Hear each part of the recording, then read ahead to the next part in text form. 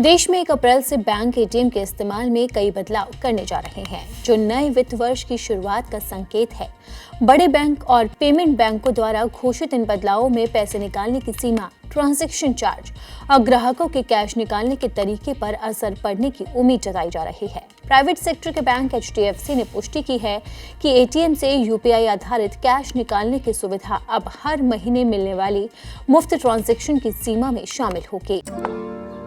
Checkmate. Chintu जी, आप घोड़े भी अच्छे दौड़ाते हो। To good. थर्मोकूल कूलर, सिर्फ ठंडी हवा बाहर नहीं आएगी, आपका बड़प्पन भी बाहर आएगा। थर्मोकूल, इंडिया का नया अंदाज।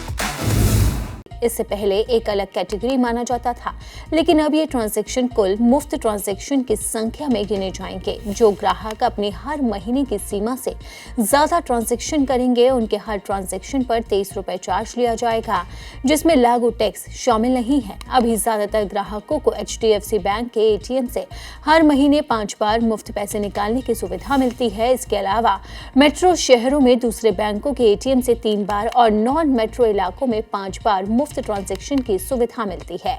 इस बीच पब्लिक सेक्टर के बैंक पंजाब नेशनल बैंक ने कुछ डेबिट कार्ड के लिए हर दिन कैश निकालने की सीमा में बदलाव किया है।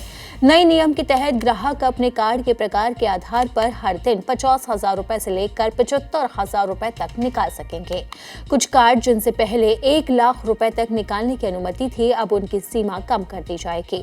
इस कदम का मकसद इस्तेमाल को एक जैसा बनाना और रिस्क मैनेजमेंट को बेहतर बनाना है। इसके अलावा जियो पेमेंट्स बैंक ने QR कोड आधारित कैश निकालने की एक नई सुविधा शुरू की है। इसके तहत ग्राहक UPI QR कोड स्कैन करके और एक UPI ऐप के जरिए ट्रांजैक्शन को मंजूरी देकर तय बैंकिंग कॉरेस्पोंडेंट से पैसे निकाल सकते हैं। ये बदलाव डिजिटल बैंकिंग की ओर एक बड़े बदलाव को दिखाते हैं, साथ ही कैश के इस्तेमाल पर नियंत्रण भी कड़ा करते हैं।